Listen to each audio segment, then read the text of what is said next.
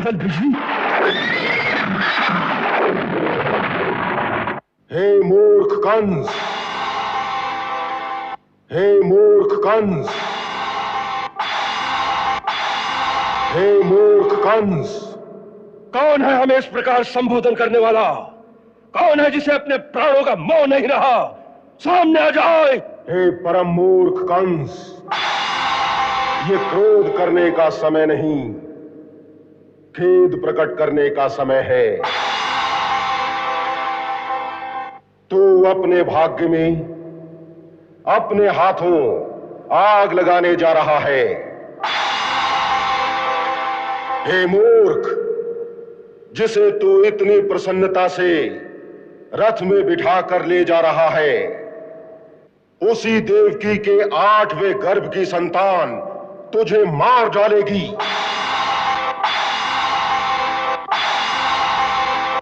इसका 8वां गर्भ तेरा काल होगा, तेरा काल होगा, तुझे मार डालेगा।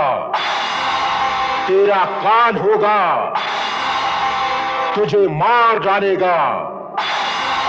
तेरा काल होगा।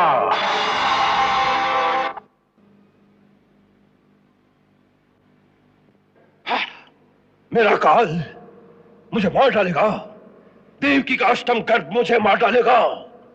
हाँ, देवता भी जिसकी पदचाप सुनकर थर्राने लगते हैं, उस कंस को देवकी की 8वीं संतान मार डालेगी।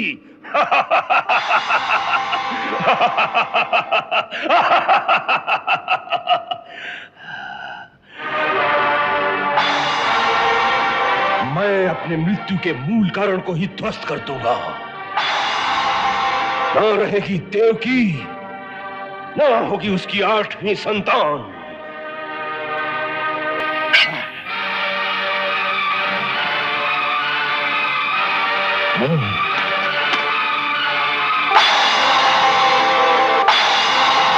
ये आप क्या कर रहे हैं बड़े भैया? ये आपकी छोटी बहन है, पुत्री के समान है। अभी अभी अपने हाथों से आपने इसका विवाह किया है। हट जाओ वसुदेव, मैं अपनी मृत्यु के इस मूल कारण को अभी मिटा देता हूं। यदि तुम्हें अपने प्राण प्यारे हैं तो मेरे सामने से हट जाओ। युवराज, ये मत भूलिए कि ये मेरी पत्नी है और इसकी रक्षा करना मेरा धर्म है। मैं अपने प्राण देकर भी अपने इस धर्म की रक्षा करूंगा। आप जो करने जा रहे हैं वो पाप है। आप जैसा शूरवीर ऐसा जघन्य कुकर्म कैसे कर सकता है? एक तो स्त्री, फिर आपकी बहन, ऊपर से नवविवाहिता। इसकी हत्या करना धर्म के विरुद्ध है। मनुष्य का सबसे बड़ा धर्म है अपने प्राणों की रक्षा करना। जब अपने प्राण संकट में हो तो मनुष्य अपने बचाव के लिए कुछ भी करे, वो अधर्म नहीं होता। इसीलिए जो मेरी मृत्यु का कारण हो सकती है वो जीवित नहीं रहेगी, क्योंकि कंस नहीं मर सकता। कंस कभी नहीं मर सकता। संसार में ऐसा कोई नहीं है जो कभी नहीं मरता। यदि मेरे और देवकी के प्राण लेने से आप अमर हो सके, काल की पकड़ से बाहर निकल सके, तो हम दोनों इसी क्षण अपने प्राण आप पर न्यौछावर कर देते। परंतु प्रकृति का यही नियम है कि जन्म लेने के साथ ही प्रत्येक जीव की मृत्यु भी जन्म ले लेती है। उसका काल निश्चित हो जाता है।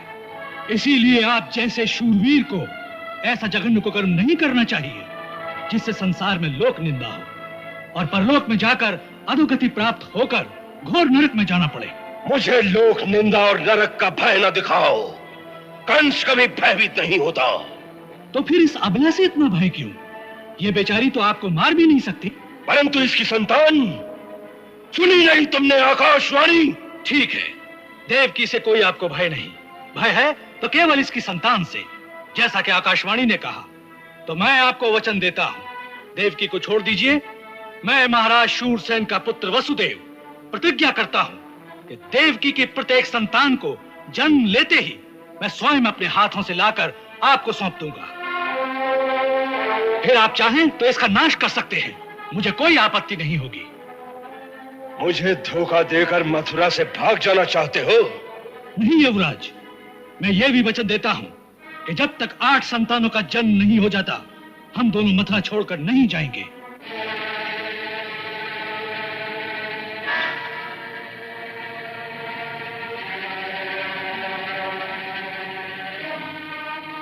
यदि आपको मेरे वचन पर विश्वास नहीं तो मुझे विवश होकर आपके सामने तलवार उठानी पड़ेगी, और मेरे तलवार उठाने का अर्थ है कि सारे वृष्णिवंश की तलवारें उठ जाएंगी।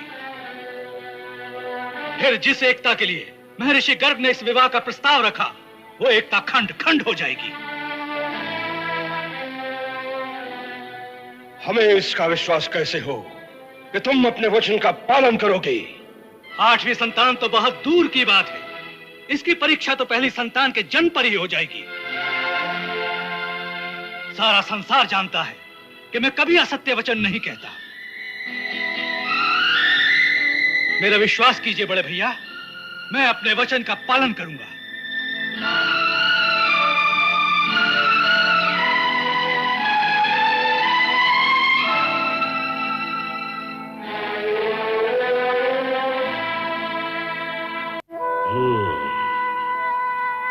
कुमार वसुदेव, यदि तुमने हमारे साथ विश्वासघात किया तो हम तुम्हारे समेत सारे वृष्णिवंश का मूल नाश कर देंगे।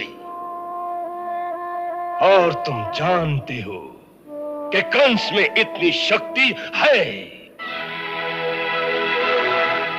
सेना नायक। जी राजकुमार। इन दोनों को कुमार के भवन तक पहुंचा दो और उस भवन के चारों ओर सेना के प्रहरी खड़े कर दो। हमारी आज्ञा के बिना किसी को इनसे मिलने न दिया जाए। इन दोनों को भवन से बाहर निकलने की आज्ञा नहीं है।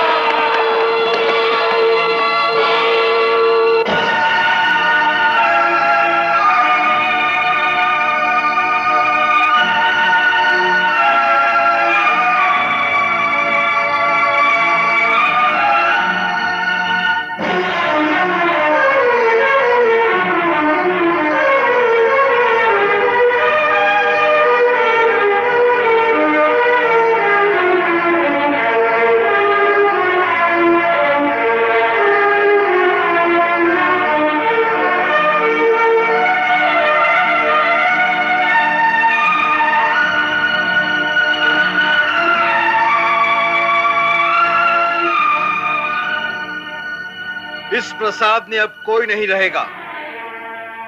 यह आज से बंदी गृह हो गया है।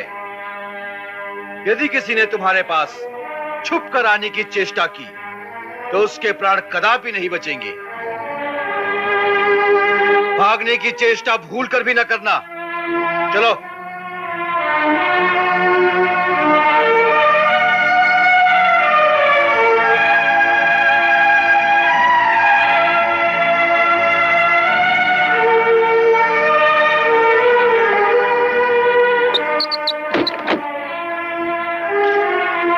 युवराज कंस की आज्ञा के बिना किसी को भी अंदर न जाने दिया जाए। जो आज्ञा।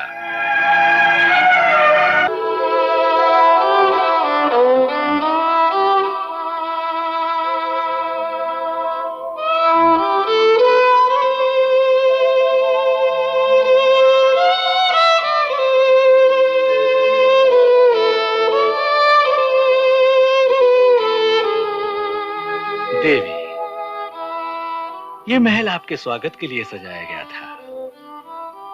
आप भी क्या याद रखेंगे कि ससुराल में कितना भव्य स्वागत हुआ।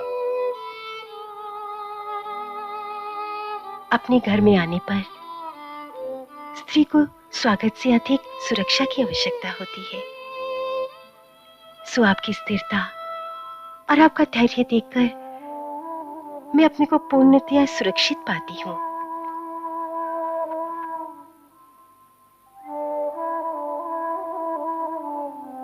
आपके साहस, धैर्य और बुद्धि ने आज मेरे प्राणों की रक्षा की है। मेरा शेष जीवन तो आपका ऋणी हो गया। देवी, पति पत्नी के बीच ऋण का व्यापार नहीं होता। उनका सब कुछ तो एक दूसरे के लिए ही होता है।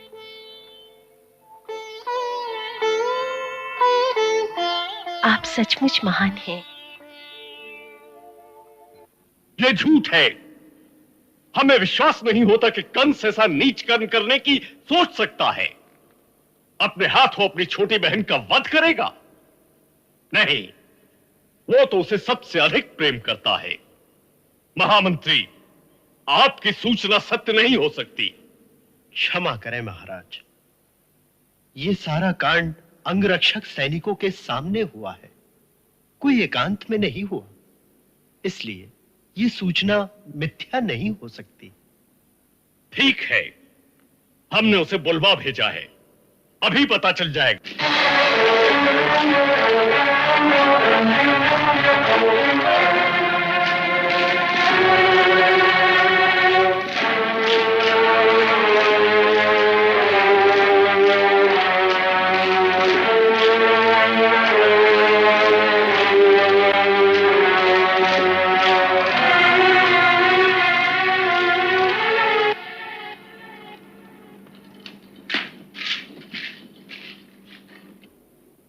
आपने मुझे बुलाया महाराज? हाँ। क्या यह सत्य है कि तुम देवकी का वध करने जा रहे थे? जी हाँ, यह सत्य है। तुम्हें लज्जा नहीं आती इस बात को स्वीकार करते हुए? ऐसा महापाप कोई सोच भी नहीं सकता। एक स्त्री, फिर बहन, उस पर तलवार उठाते हुए तुम्हारे हाथ नहीं कांपे? धर्म धर्म का कोई विचार नहीं आया तुम्हें? सबसे बड़ा धर्म है अपने प्राणों की रक्षा करना। इसलिए यदि मुझे किसी से भी अपने प्राणों का भय होगा, चाहे वो स्त्री हो या बालक, उसका वध करना ही मेरा सबसे बड़ा धर्म है। ऐसे जघन्य पाप का केवल संकल्प करने पर हम तुम्हें प्राणदंड भी दे सकते हैं। हमारी दया और पितृस्नेह का अनुचित लाभ उठाने की चेष्टा कभी न करना। लाभ मैं नहीं उठा रहा हूं महाराज, मेरा लाभ आप उठा रहे हैं। आप जानते हैं कि जब तक कंस है तब तक मथुरा का राज्य सुरक्षित है। इसलिए हम तुम्हारी हर अनुचित बात मान लेंगे। नहीं कंस, ये तुम्हारी भूल है।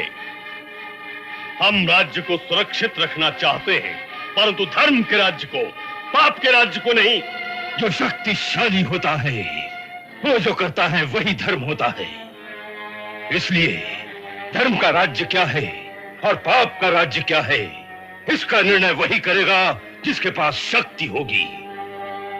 और इस समय शक्ति किसके पास है, ये आप जानते हैं। हाँ, जानते हैं। शक्ति सदा राजा के ही पास होती है। तुम सेनापति अवश्य हो, परंतु मथुरा की सेना राजभक्त है, राजद्रोही नहीं। इसी शक्ति के भरोसे पर हम आज्ञा देते हैं कि देवकी और वसुदेव के महल के चारों ओर जो तुमने पहरा बिठा दिया है, वो आज ही हटा दिया जाए। हम और कुछ तर्क सुनना नहीं चाहते।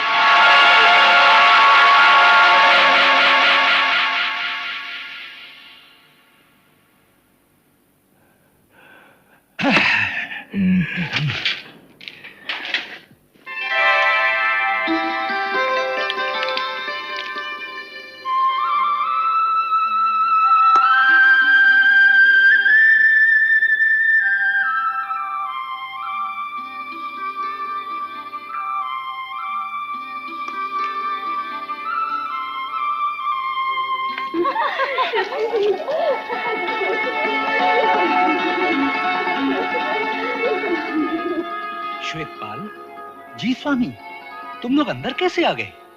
सैनिकों ने तुम्हें रोका नहीं? स्वामी, महाराज उग्रसेन ने कड़ी आज्ञा दी है कि आपके भवन से तुरंत सैनिकों को हटा लिया जाए और आपको स्वतंत्र कर दिया जाए।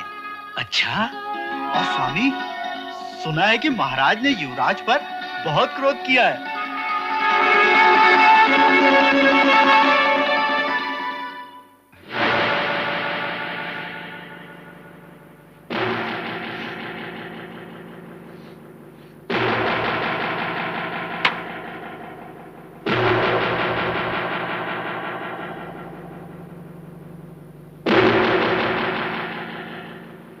सबके सामने हमारे सेनापति का ऐसा अपमान? महाराज की इतनी हिम्मत क्या अक्रूर और सत्यक आदि के बलबूते पर हो गई है? इन सब विष्णु वंशियों को बंदी बना लेना चाहिए। नहीं, ऐसा करना बहुत बड़ी भूल होगी। पहली बात तो यह याद रखनी चाहिए कि महाराज ने जो कहा था कि मथुरा की सेना राजभक्त है, और वो सत्य है। युवराज के निजी अंगरक्षकों के दस्ते के अलावा बाकी सेना महाराज के विरुद्ध कभी हमारा साथ नहीं देगी। तो फिर क्या हम सब चुपचाप अपमान सहते रहेंगे?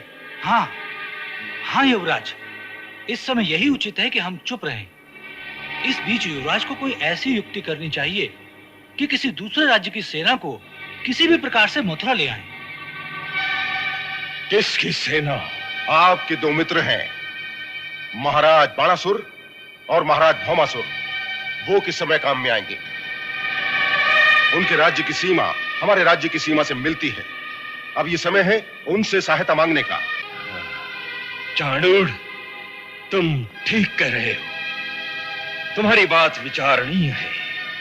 हम कुछ ही दिनों में शिकार खेलने के बहाने मथुरा से कुछ दिनों के लिए बाहर चले जाएंगे और गुप्त रीति से बाणासुर और भौमासुर से मिलकर कोई योजना बनाएंगे।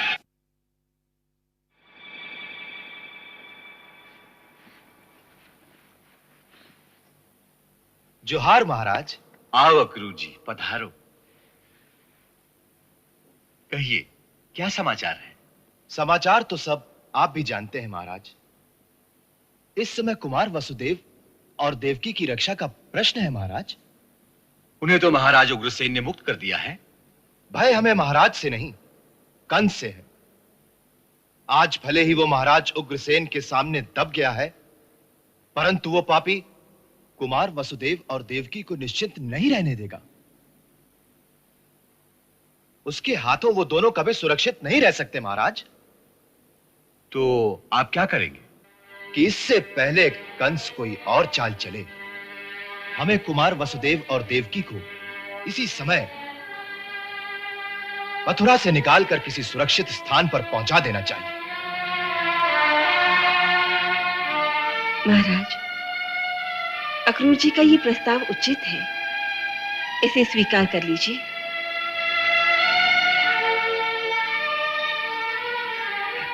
अच्छी बात है। तुम जाकर वसुदेव से कहो। परंतु वो आपकी आज्ञा के बिना नहीं मानेंगे। उसे कहो कि यह प्रस्ताव हमें भी स्वीकार है। जोहार महाराज।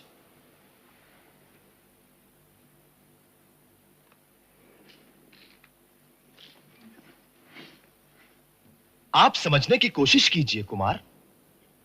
आपका यहां से निकलकर किसी सुरक्षित स्थान पर जाना आवश्यक है, तभी तो भविष्यवाणी सत्य हो सकेगी।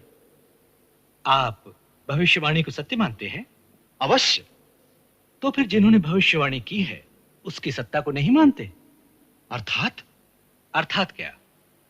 यदि यह निश्चित है कि हमारी 8वीं संतान कंस का विनाश करेगी, तो फिर यह भी निश्चित है कि हमारी 8 संतानें होंगी। अवश्य। फिर तो यह भी निश्चित हो गया कि हम जहां भी रहें, जैसी भी दशा में रहें, हम जीवित रहेंगे।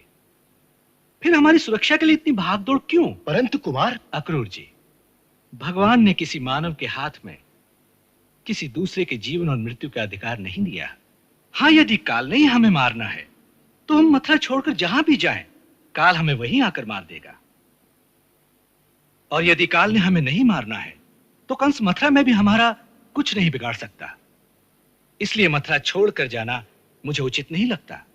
आप भाग्यवाद की बात कर रहे हैं, परंतु भाग्य भी तो मनुष्य के पुरुषार्थ से ही बनता है, और पुरुषार्थ करना मनुष्य का धर्म है। जो अपने धर्म का पालन नहीं करता, धर्म उसकी रक्षा नहीं करता। इसलिए आप अपने धर्म का पालन कीजिए। मैं अपने धर्म का ही पालन कर रहा हूं, और इस समय मेरा धर्म यही है कि मैं मथुरा में रहूं। क्यों? क्योंकि मैंने युवराज कंस को वचन दिया है कि मैं और देवकी मथुरा छोड़कर नहीं जाएंगे। अपने इसी वचन को धरोहर रखकर मैंने युवराज कंस से देवकी के प्राण उधार मांगे हैं। इसलिए मेरा धर्म यही है कि मैं मथुरा में ही रहूं। क्या कुमार वसुदेव ने ऐसा कहा? जी महाराज। वाह वाह कुमार वाह। तुम धन्य हो पुत्र, और ऐसे सत्यवादी पुत्र को पाकर हम भी धन्य हो गए। वो कोई पिछले जन्म का ऋषि है, ऐसा सत्यवादी, सत्य का ऐसा साधक, सत्य का ऐसा पुजारी। तभी तो भगवान उसके घर में जन्म ले रहे हैं।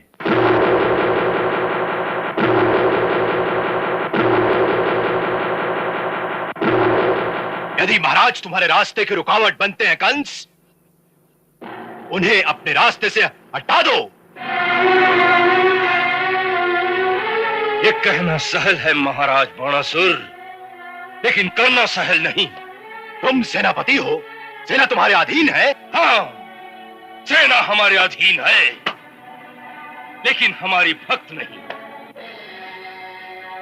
मथुरा की सेना स्वामी भक्त है, और वो महाराज उग्रसेन को ही अपना स्वामी मानती है। इसका अर्थ यह है कि हमारे मित्र को किसी दूसरे की सेना की आवश्यकता है। लेकिन ये सैनिक मथुरा पहुंचेंगे कैसे?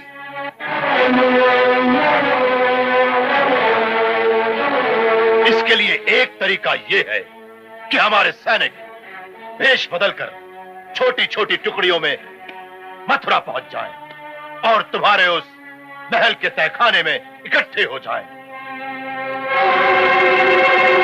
और युवराज किसी उपयुक्त अवसर पर उन सैनिकों की सहायता से किसी षड्यंत्र के द्वारा महाराज उग्रसेन को अपने रास्ते से हटा सकते हैं। हाँ! और एक बार महाराज उग्रसेन मेरे रास्ते से हट गए, फिर किसी को भी मेरे सामने सर उठाने का साहस नहीं होगा।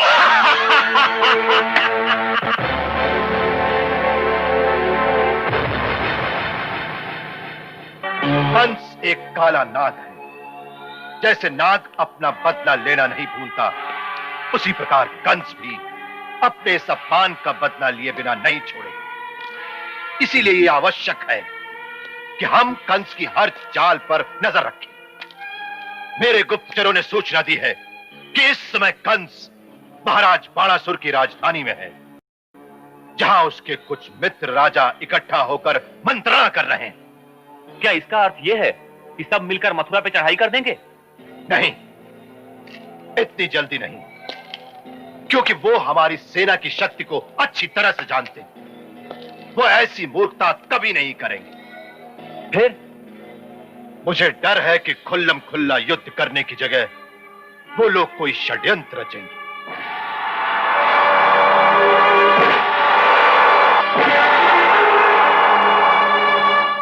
हो सकता है कि बाणासुर, शल्य और भौमासुर के कुछ सैनिक चोरी छिपे उसके राजमहल में जाकर इकट्ठे हो जाएं। अवश्य हो सकता है। इसलिए सबसे पहला काम यह करो कि मथुरा में प्रवेश करने के सभी द्वारों पर तुम लोग वेश बदल कर बैठ जाओ, और जो कोई भी बाहर से आए उस पर कड़ी नजर रखो कि वो क्या करता है, कहां जाता है, देखते रहो। और याद रखो, यदि इसमें चूक गए तो अवसर पाकर वो काला नाग अवश्य महाराज उग्रसेन को डस लेगा। देव भाग वत्स, देवकी को हमारे आशीर्वाद के साथ भगवान का ये प्रसाद देना और कहना कि धैर्य रखिए, उसे एक दिन भगवान की माता बनना है। सुना तुमने? जब माता श्री और पिताश्री को ज्ञात हुआ कि तुमने गर्भ धारण किया है, तो उन्होंने ज्येष्ठ भ्राता श्री के हाथों भगवान का प्रसाद भेजा है, और साथ में यह भी कहलवा भेजा है कि देवकी से कहना कि वो यातनाओं से विचलित ना हो, उसे भगवान की मां बनना है। वो धैर्य रखकर अपने पति का साथ दे। पत्नी को पति का साथ देना ही चाहिए, परंतु महाराज से पूछिए कि माता के हृदय को क्या करूं। मैं जानती हूँ कि ये अपने सत्यव्रत होने के कारण मेरी संतान होते ही उसे भैया के पास ले जाएंगे। सत्य कहूं जयश्री, माता होने के नाते मेरा जी चाहता है कि इस प्रसव को जन्म ही न दूं। मेरी कोख में सुख से तो रहेगा। ना देवकी ना, ऐसा मत सोचना, ऐसा मत सोचना।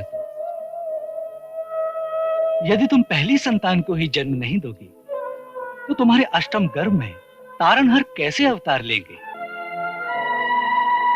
ये धरती पहले ही कंस, जरासंध और भामासुर जैसे राक्षसों के अत्याचार से त्राही त्राही कर रही है। समस्त देवतागण तुम्हारी तरफ आशागत की दृष्टि से देख रहे हैं कि कब वो समय आएगा जब भगवान तुम्हें अपनी माता होने का सौभाग्य प्रदान करेंगे। अतएव अपने अष्टम बालक पर ही दृष्टि रखो और बाकी सात की कोई चिंता न करो।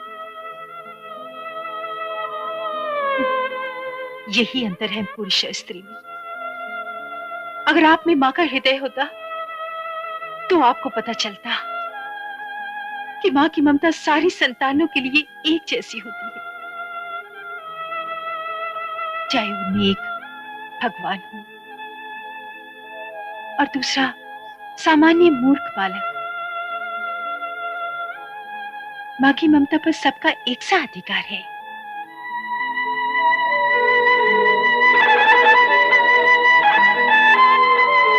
सुना है कि वसुदेव जी की पहली संतान का जन्म होने वाला है और युवराज कंस का कहना है कि वो उनकी किसी भी संतान को जीवित नहीं छोड़ेगा। क्या हम सारे यदुवंशी सरदार अपने एक साथी पर ऐसा अत्याचार होते चुपचाप बैठे देखते रहेंगे?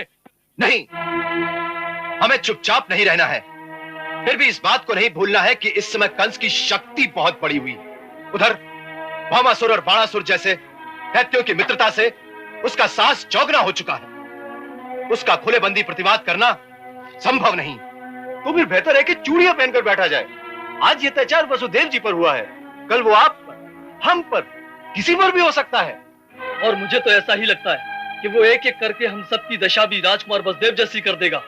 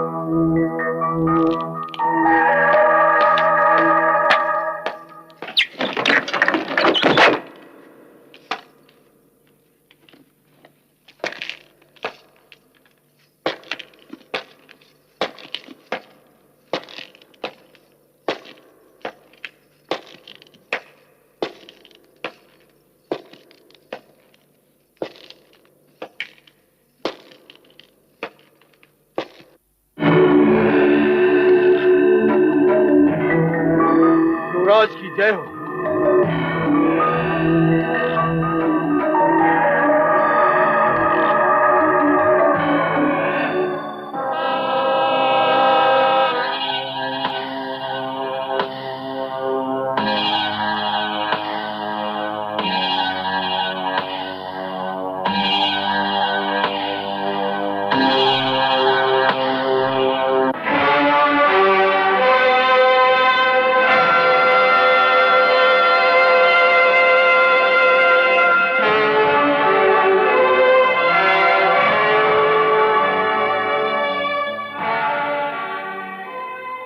क्या कारण है कि इतने महीनों में केवल इतने सैनिक ही इकट्ठे हुए? युवराज, ऐसा लगता है कि मथुरा के यदुवंशी सरदारों को इस बात का संदेह हो गया है कि देश बदलकर आपकी सहायता के लिए कुछ लोग बाहर से आ रहे हैं। इसलिए उन्होंने नगर में प्रवेश करने के हर द्वार पर कड़ा पहरा लगा दिया है। हर नया आदमी जो नगर में आता है गुप्तचर उसके पीछे लग जाते हैं कि कौन कहां जा रहा है। इसलिए हमारे सैनिकों को कई कई दिन लग जाते हैं इन गुप्तचरों की नजर बचाकर यहां तक पहुंचने में।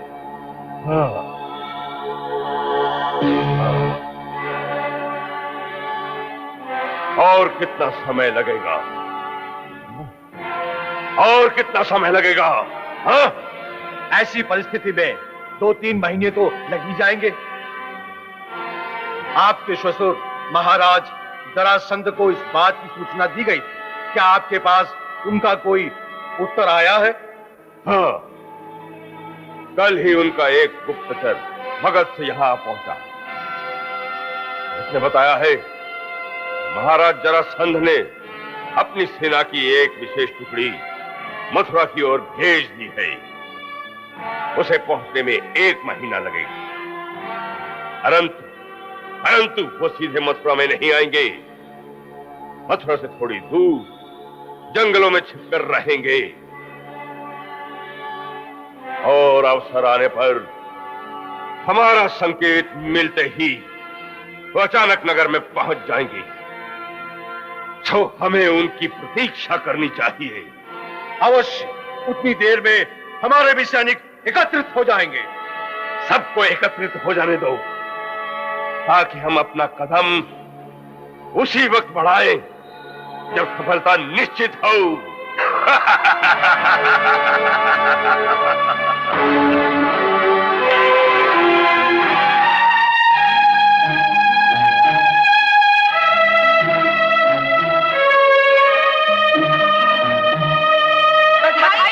बधाई हो महाराज, बधाई हो। देवी देवकी जी ने एक पुत्र को जन्म दिया है।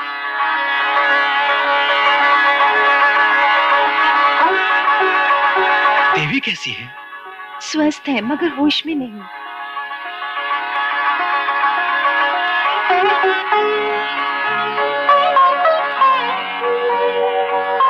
मैं महाराज शूरसेन का पुत्र वसुदेव प्रतिज्ञा करता हूँ देवकी के प्रत्येक संतान को जन्म लेते ही मैं स्वयं अपने हाथों से लाकर आपको सौंप दूंगा।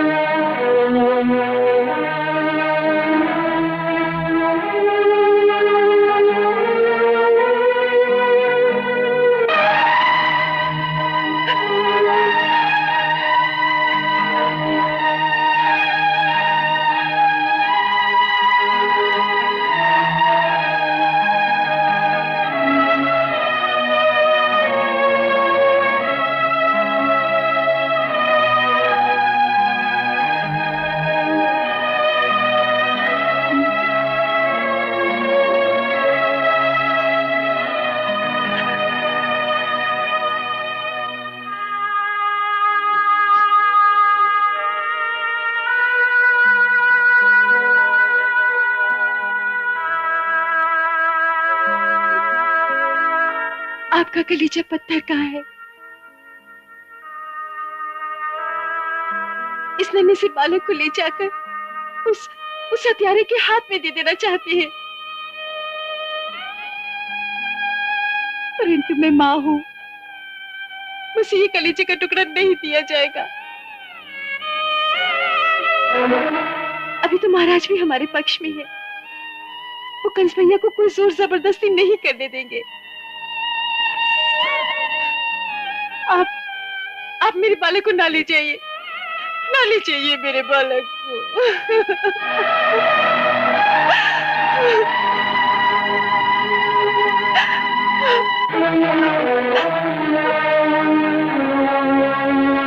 देवकी, वचन देकर उससे फिर जाने वाले मनुष्य की संसार में कोई शोभा नहीं होती। आपको आपको अपनी शोभा प्यारी है, अपना अपना पुत्र नहीं। नहीं देवकी, मुझे अपनी शोभा की चिंता नहीं है। मुझे चिंता है अपने धर्म की, अपने वचन की चिंता है। मुझे तुम्हारी चिंता है। मेरी चिंता क्यों? मेरे प्राणों को तो कोई संकट नहीं। देवकी, कंस भैया से हमने तुम्हारा जीवन उधार मांगा है, और उस उधार की कीमत है तुम्हारी प्रत्येक संतान। यदि हम अपने धर्म की रक्षा नहीं करेंगे तो हम सुरक्षित नहीं रहेंगे, क्योंकि मनुष्य की सच्ची रक्षा उसका धर्म ही करता है।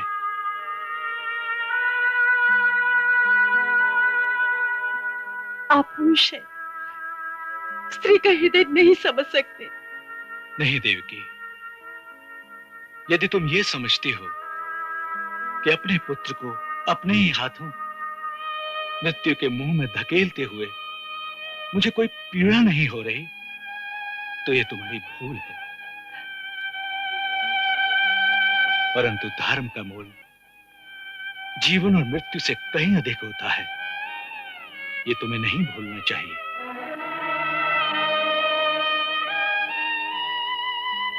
तुम्हें पुत्र मोह को छोड़कर धर्म पालन में मेरा साथ देना चाहिए।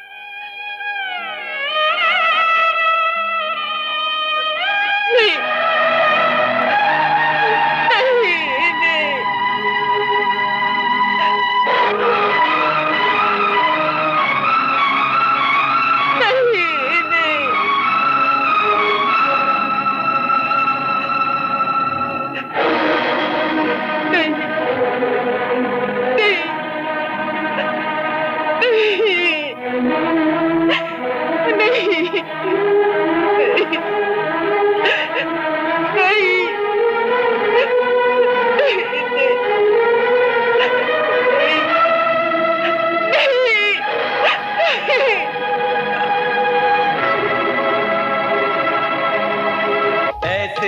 जीवों से धर्म है जीवित है यही धर्म निभाने वाले, अपने वचन की सीमाओं को तोड़ कहीं नहीं जाने वाले, धीरज धारी सत्यव्रत ये प्रण पर प्राण लुटाने वाले, ऐसे ही पुण्यात्माओं के घर नारायण है आने वाले, ऐसे ही पुण्यात्माओं के घर नारायण है आने वाले।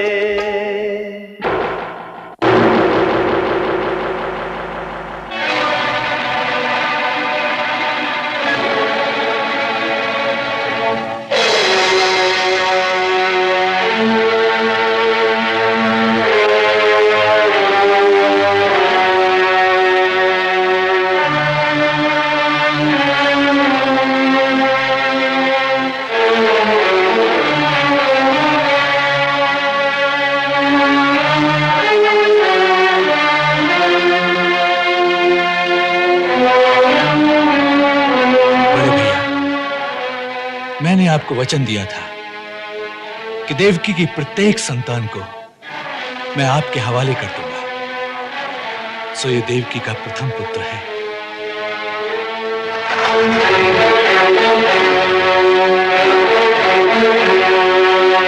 इसे स्वीकार कीजिए।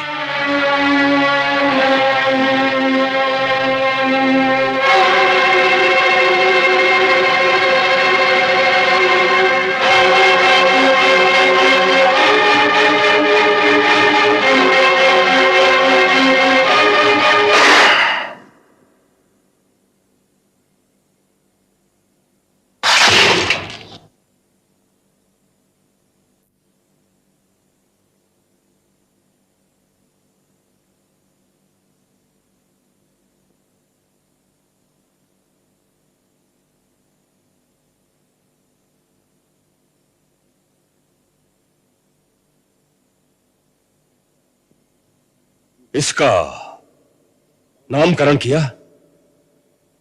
जी। क्या नाम रखा है इसका? कीर्तिमान। कीर्तिमान?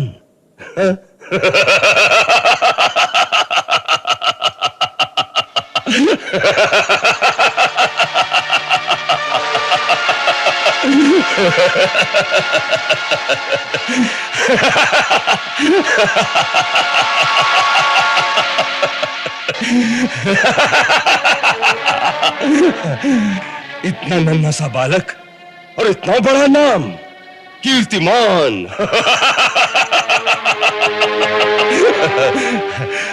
वसुदेव, हम तुम्हारे प्रतिज्ञा पालन से प्रसन्न हैं। तुम सचमुच सत्यव्रत हो। लो, इसे वापस ले जाओ। हाँ।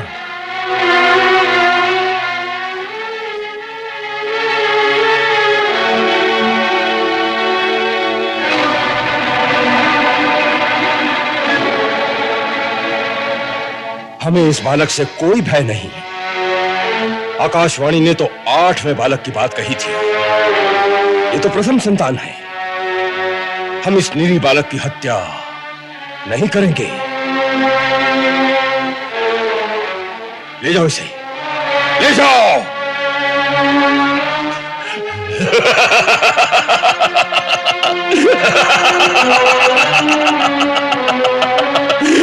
ले जाओ।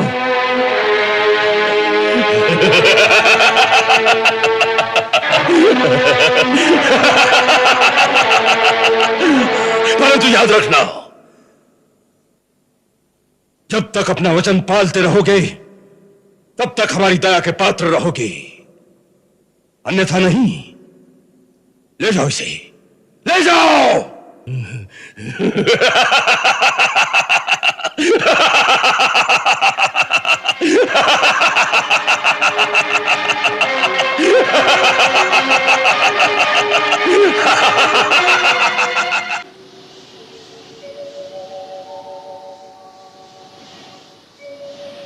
प्रभु, ये कैसी लीला है? इस पापी के हृदय में ऐसी दया भर दोगे तो इसके पाप का घड़ा कैसे भरेगा? इसका संहार कैसे करोगे? युवराज, यदि आज्ञा हो तो कुछ कहो। कहो, हम हमेशा तुम्हारी बात बड़े आदर से सुनते आए हैं। स्वामी, ये जो आपने उस बालक को जीता छोड़ दिया, वो ठीक नहीं किया। क्यों? हमें उससे कोई भय नहीं। हमारी शत्रु तो देवकी की 8वीं संतान है। फिर हम एक निरीह नन्हे बालक की हत्या का पाप अपने सर क्यों उठाएं? युवराज, इन 5 उंगलियों में से पहली कौन सी और 5वीं कौन सी?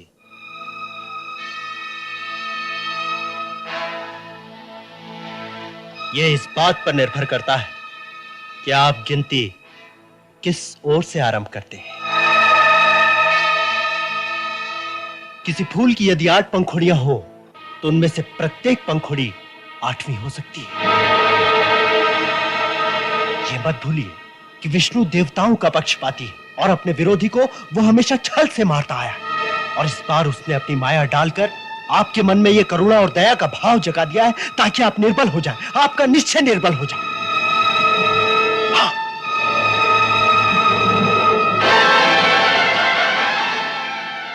आपके उस हितैषी ने उस आकाशवाणी के द्वारा आपको जो चेतावनी दी थी उसे वृथा मत कीजिए। ये पहली और 8वीं के माया जाल से निकलकर देवकी की प्रत्येक संतान का नाश कर दीजिए, फिर न रहेगी पहली न 8वीं। अन्यथा आप चले जाएंगे।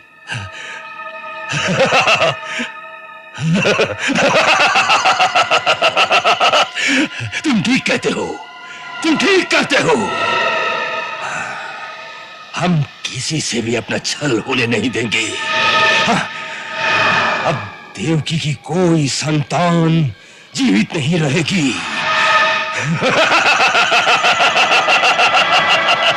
कोई संतान जीवित नहीं रहेगी।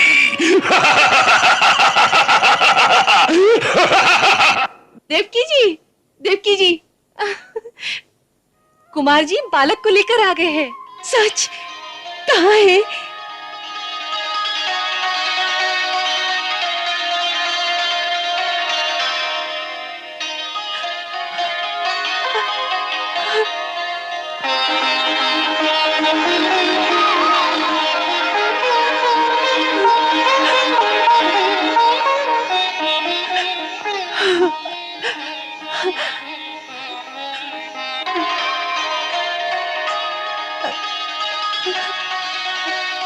भैया ने छोड़ दिया। हाँ।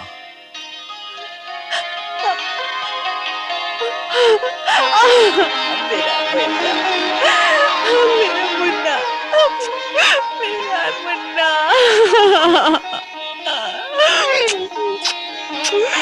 मुन्ना, मेरा लाल, मेरा बेटा कहाँ चला गया था?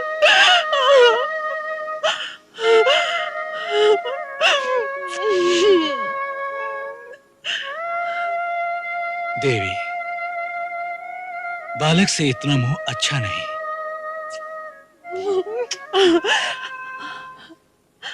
युवराज कंस के वचन का कोई भरोसा नहीं।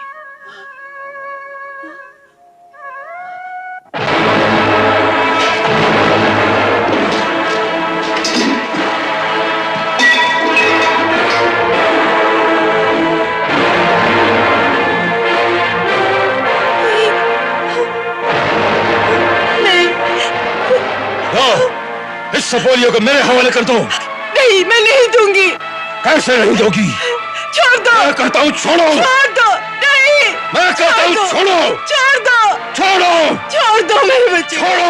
छोड़ दो भैया। छोड़ दो भैया, दया करो। छोड़ो भैया, दया करो। छोड़ो। छोड़ो मेरे बच्चे को छोड़ दो। छोड़ दो। बच्चे को छोड़ दो। भैया नहीं मारो मेरे बच्चे को। भैया दया करो। भैया मेरे बच्चे को बचाओ। भैया, भैया नहीं मारो मेरे बच्चे को, मेरे लाल को मत मारो।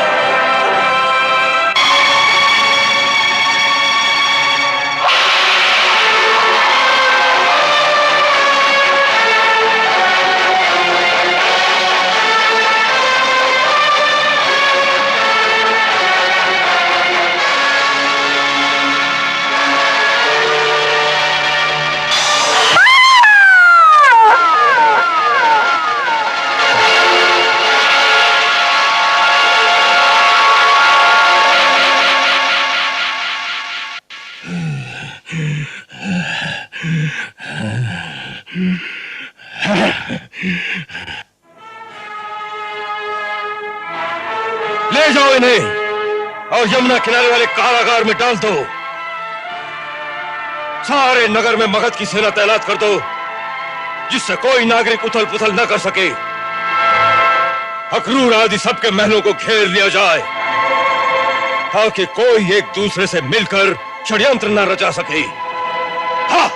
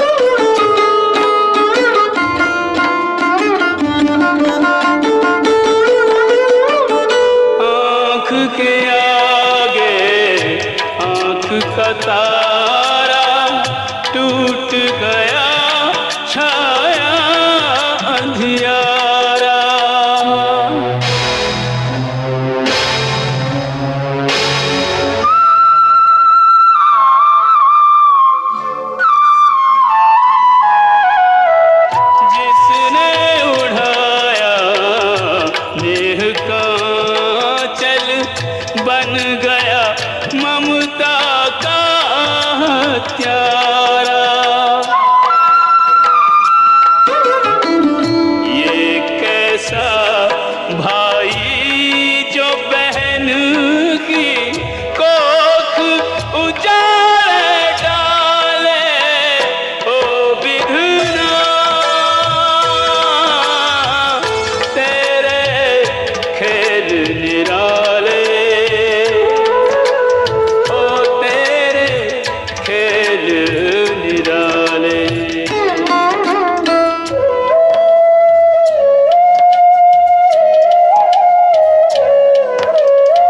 निठुर नियति ने की मनमानी, दुख पर दुख देने की ठानी। पर ऐसे भी कुछ बलिदानी, विधि से जिन्होंने हार न मानी। धर्म से प्रण से अपने वचन से एक पग तले न टाले। हो विधना तेरे खेल निराले। तेरे खेल निराले। बंदी गृह के बन गए वासी, महलों के रहने वाले। हाय विधना विधना तेरे खेल निराले। तेरे खेल निराले।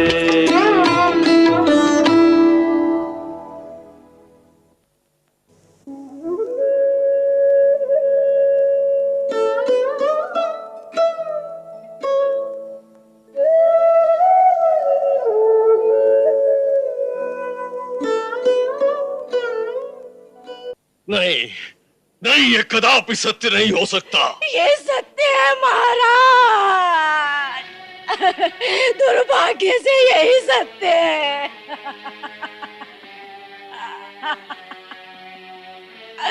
उस समय मैं राजकुमारी देवकी की सेवा में रत थी महाराज, जब युवराज और उसके सभी सैनिक वहां आए और उन्होंने सभी दास दासियों को पकड़ लिया। मैं किसी तरह बचते हुए एक पर्दे के पीछे जा छुपी महाराज। मैंने देखा कि राजकुमारी देवकी युवराज के पैरों में गिरकर मिन्नतें कर रही थी, मिन्नतें कर रही थी, लेकिन युवराज ने एक नहीं सुनी।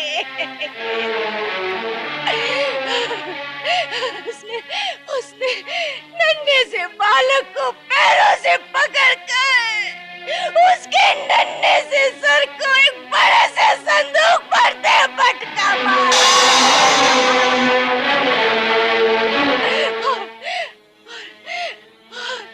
छोटे से मस्तक के टुकड़े टुकड़े हो गए।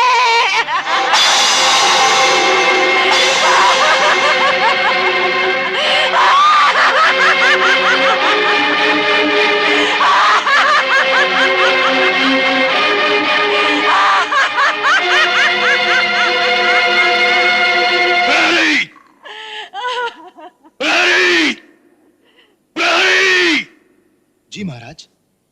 सेनापति को तुरंत हमारे पास आने के लिए कहो। जो आज्ञा महाराज।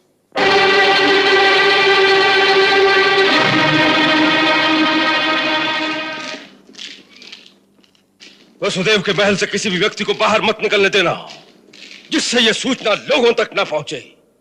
नगर में चारों ओर अपने आदमी फैला दो।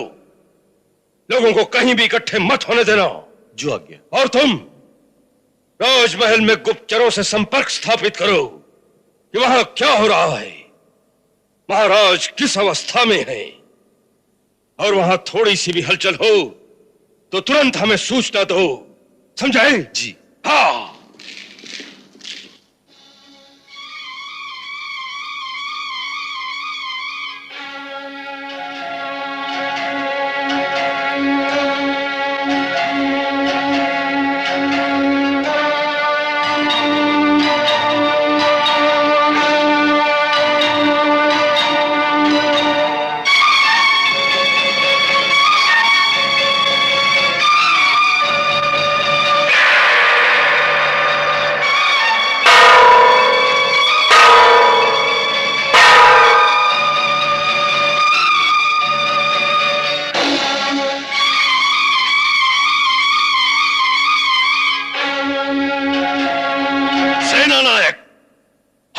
उसको तुरंत बुलाने का आदेश दिया था, फिर वो अब तक क्यों नहीं आया?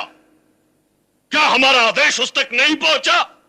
महाराज, आपकी आज्ञा अनुसार उसी समय एक घुड़सवार को युवराज के महल की ओर भेज दिया था।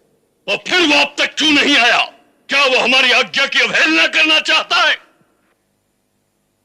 वीर सेन, तुम स्वयं अपने सैनिक ले जाकर उसे बंदी की भांति पकड़कर हमारे सामने उपस्थित करो। वो राज्य का अपराधी है। सैनिक भेजने का कष्ट न करें महाराज।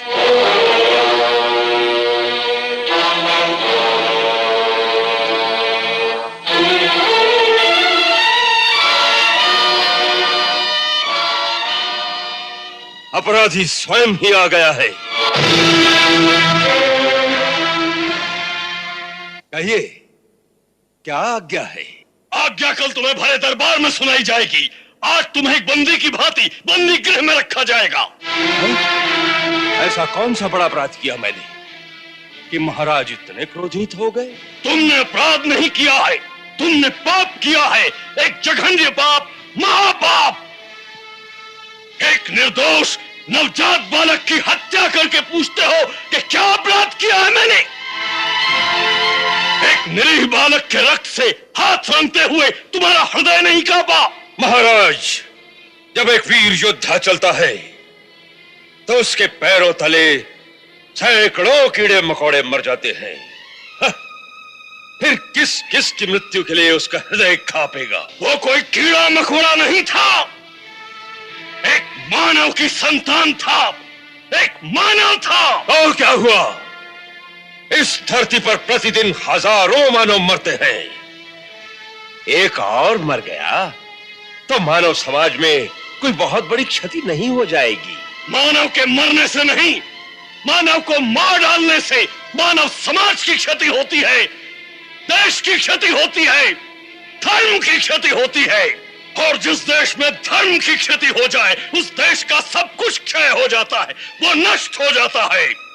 इसीलिए राजा के हाथ में राजदंड होता है कि वो ऐसे जघन्य पाप करने वालों को उचित दंड देकर देश और धर्म की रक्षा कर सके। ओहो, एक बालक के मरने से देश और धर्म दोनों ही संकट में पड़ जाएंगे। ये मैं नहीं जानता था महाराज। नहीं जानते थे तो आप जान जाओगे। अरे इस साम्राज्य के प्रधान सेनापति होने के नाते तुम्हारा कर्तव्य था न्याय, धर्म और प्रजा की रक्षा करना। परंतु तुमने अपने इस कुकर्म से अपने देश, अपने धर्म, यहां तक कि मानव जाति को कलंकित कर दिया। अरे तुम मानव नहीं, पशु हो, पशु। और जब तक हम यहां के राजा हैं, तुम जैसे पशुओं से अपने देश, अपने धर्म की रक्षा करते रहेंगे।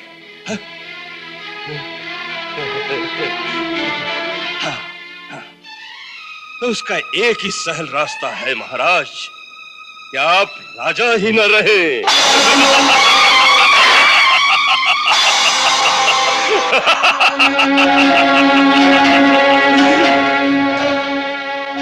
बहुत देर राज कर लिया आपने, बहुत देर। हाँ, अब आपकी आयु वन में जाकर तपस्या करने की है। हाँ, इन झमेलों में पड़ने की नहीं। अपने हाथों से यह राजमुकुट मेरे सर पर पहना दीजिए, पहना दीजिए। हाँ, देश का कल्याण हो जाएगा। हाँ।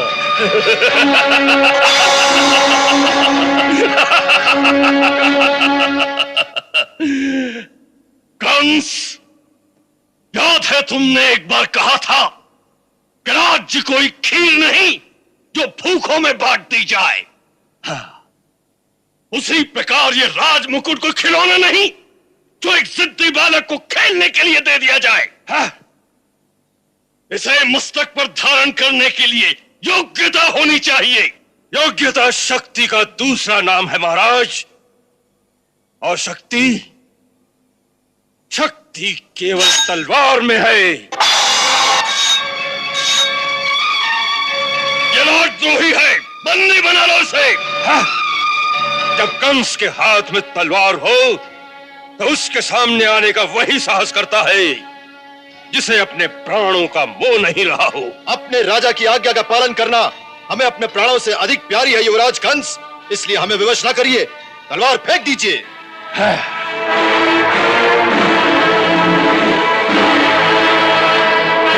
फिर एक बार सोच लो। सैनिक का काम सोचने का नहीं, आज्ञा पालन का होता है।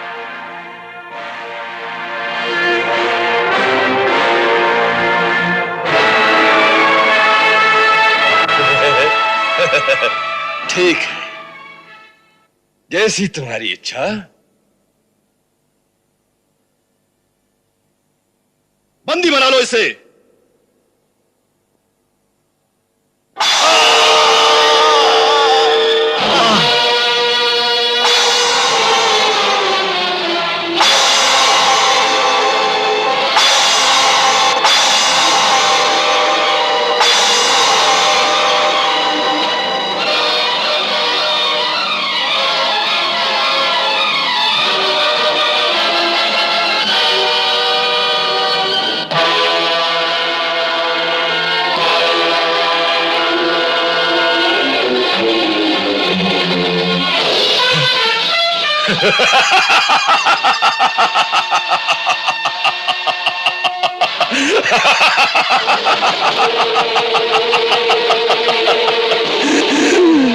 देखा, शक्ति किसके हाथ में है। बंदी बना लो इस बुड्ढे को और ले जाकर कारागार में डाल दो। मेरे जीते जी ये संभव नहीं। तू जिंदा रहेगा तब ना।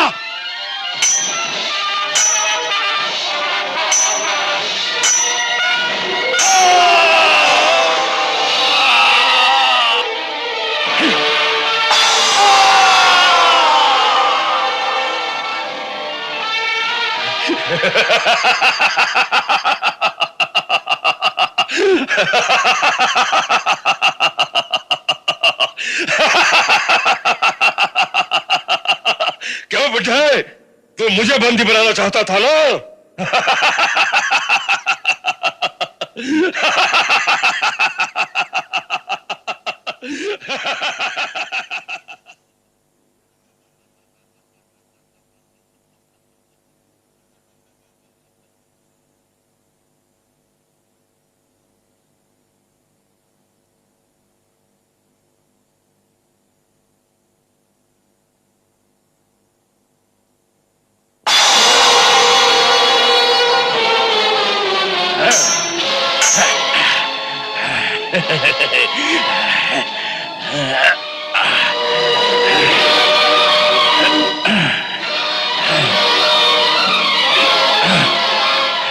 शक्ति दिखाता है बुड्ढे, ये ले।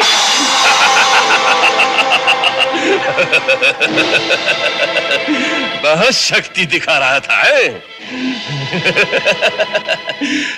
तुम्हारे बुढ़ापे पर मुझे दया आती है। नहीं कंस, मुझे किसी राजद्रोही की दया नहीं चाहिए।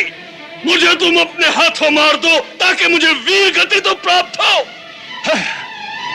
वीर गति प्राप्त करना वीरों का काम है, तुम उसके योग्य नहीं हो। ले जाओ इसे मेरे सामने से। नहीं कंस, नहीं कंस, नहीं कंस, कंस, कंस, मेरी तुमसे केवल एक विनती है, तुम मुझे अपने हाथों मार डालो कंस। कंस, मुझे अपने हाथों तुम मार डालो।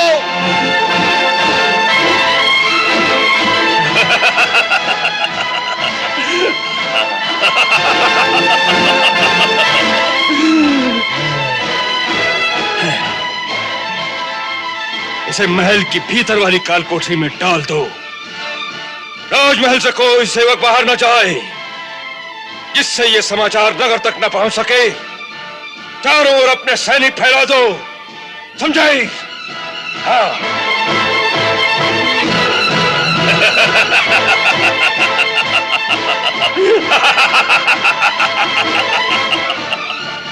उठो, ले चलो इसे।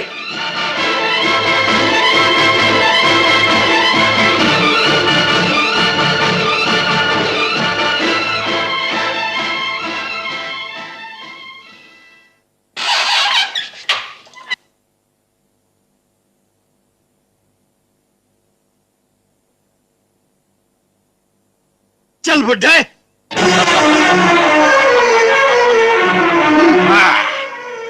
अब बाकी का जीवन इसी काल कोठरी में बीतेगा। यही तुम्हारा राजमहल है। इन दीवारों के पत्थर अब तुम्हारे सेवक हैं। चाहे सर फोड़ना, चाहे किसी को दंड की आज्ञा देते रहना। महाराज कितने दयालु हैं कि तुम्हें जीवित ही छोड़ दिया और घूमने फिरने के लिए इतना बड़ा तहखाना भी दे दिया।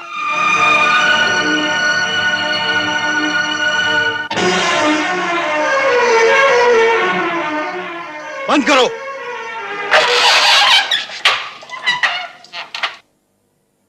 अब दोनों समय का भोजन तुम्हें इसी खिड़की से मिलता रहेगा।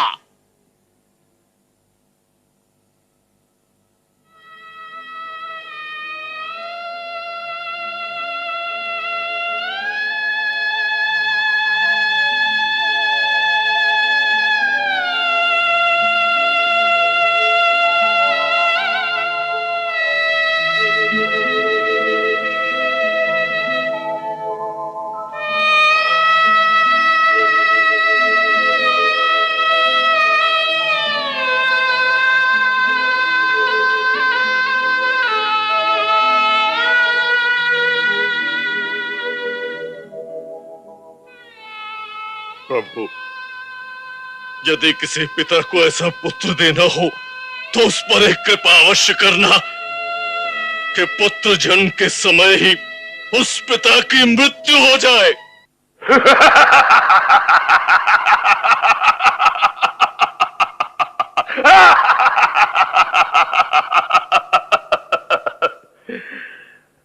किसान से कहा कि इसे बंदी बना लो।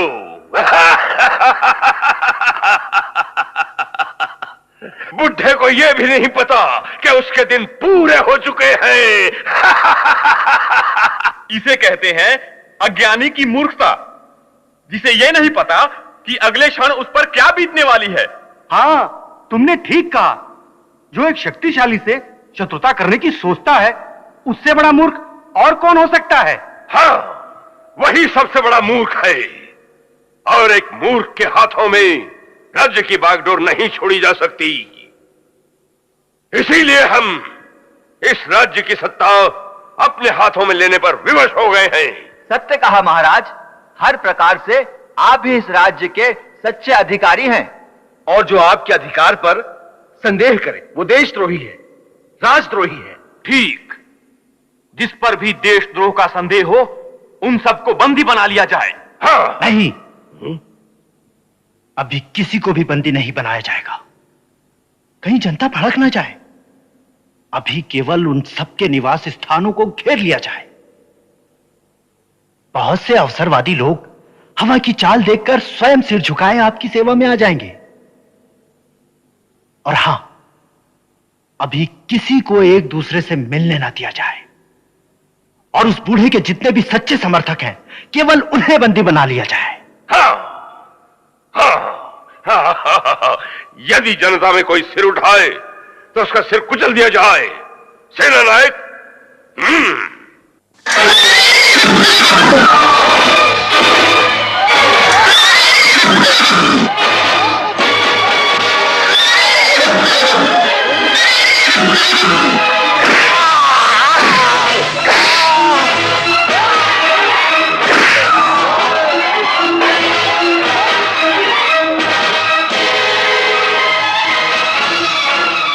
घेर लो मकानों को चारों ओर से।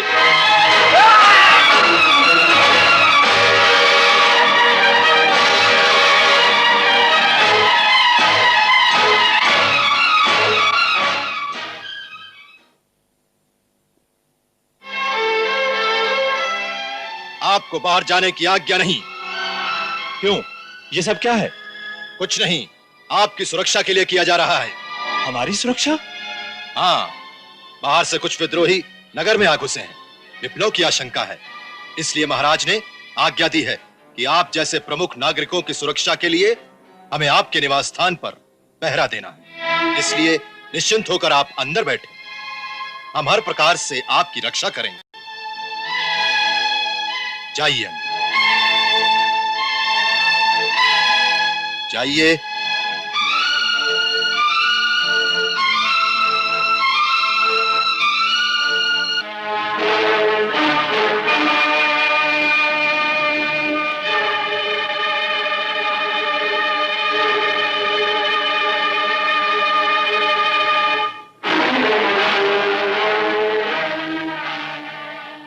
क्या बात है? महाराज ने तुम्हें बंदी बनाने की आज्ञा दी है। बंदी? हाँ। परंतु हम तो महाराज के राजपुरोहित हैं। राजपुरोहित थे, अब मगध से नए राजपुरोहित आ रहे हैं। ले चलो इसे।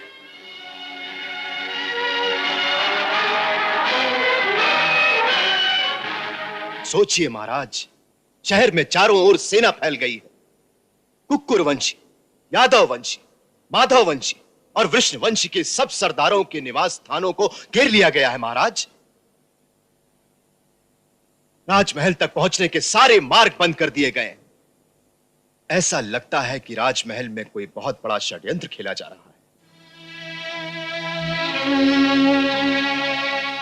इसलिए उचित यही होगा कि आप समय रहते यहां से निकल जाइए। हम सब मथुरा में हैं। वातावरण साफ होते ही हम आपको सूचना देंगे। तब तक हमें आपकी सुरक्षा की चिंता है महाराज।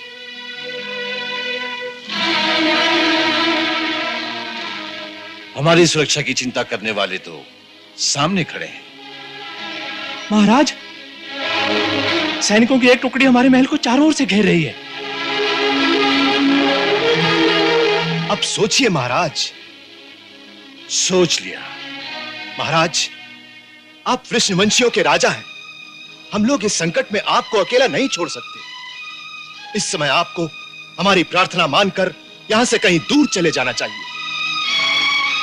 हम राजा हैं, तो हमारे लिए और भी लज्जाजनक बात होगी कि वृष्णवंशियों का राजा चोरों की भांति भाग गया।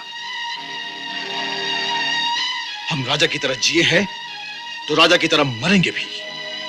आप हमारी चिंता ना करें, हमारे रक्षक हमारे साथ हैं। आप महल के गुप्त द्वार से चुपचाप निकल जाएं और अपने साथियों की सुधि लें। घेर लो मकानों को चारों ओर से।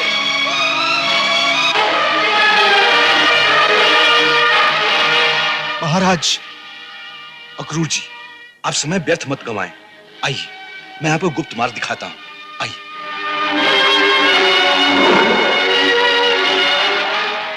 आप इस गुप्त द्वार से तुरंत निकल जाएं। हमारी चिंता ना करें, तुरंत निकल जाएं। जाइए।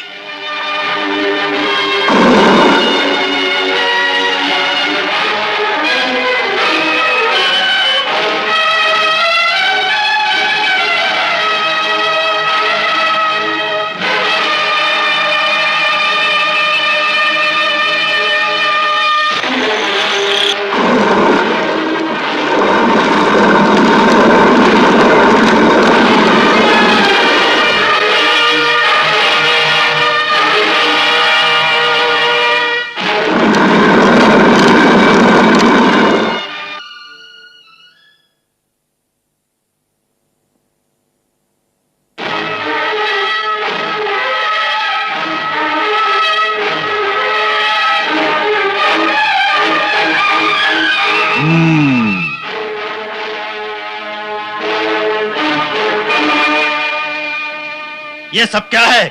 इसे बंदी बना लो। बंदी बना लो? किसकी आज्ञा से? महाराज की आज्ञा से। महाराज की आज्ञा से? किस अपराध में? तुम्हारा अपराध है देशद्रोह। देशद्रोह? तुम जानते नहीं हम कौन हैं? जानता हूं। तुम मथुरा के प्रधानमंत्री थे। थे? हाँ, परंतु तुम ये नहीं जानते कि अब मथुरा के प्रधानमंत्री हम हैं। प्रधानमंत्री? ले जाओ इसे। प्रधानमंत्री पकड़े गए।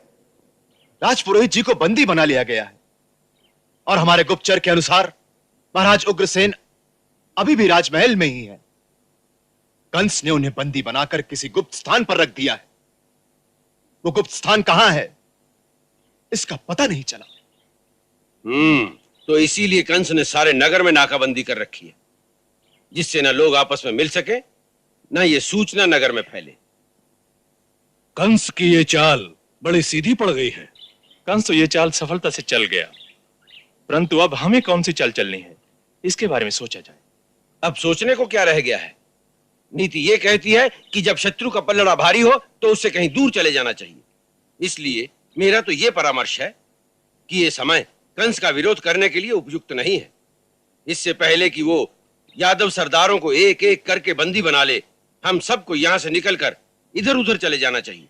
हाँ, एक बात तुरंत करनी चाहिए। जितनी जल्दी हो सके स्त्री और बच्चों को नगर से बाहर अपने अपने प्रांतों में भेज दो, क्योंकि मगध के सैनिकों का कोई भरोसा नहीं।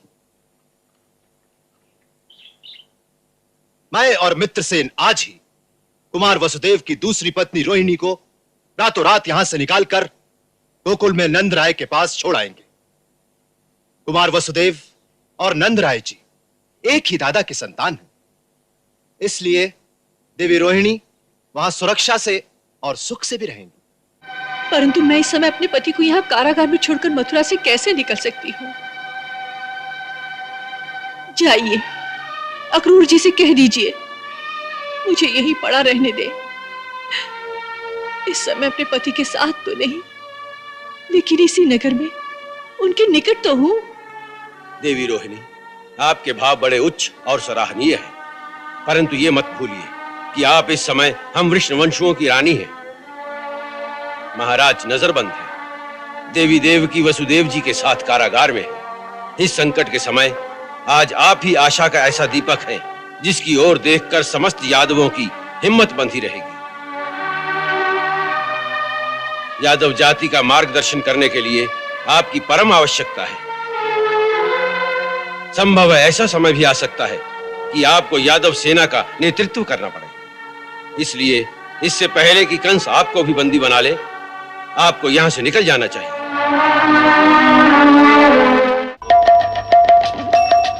हरे कृष्णा कृष्ण कृष्णा हरे हरे, श्री कृष्ण चरितम गुणानुवादम तत्प्रेरणा अहं करोमि।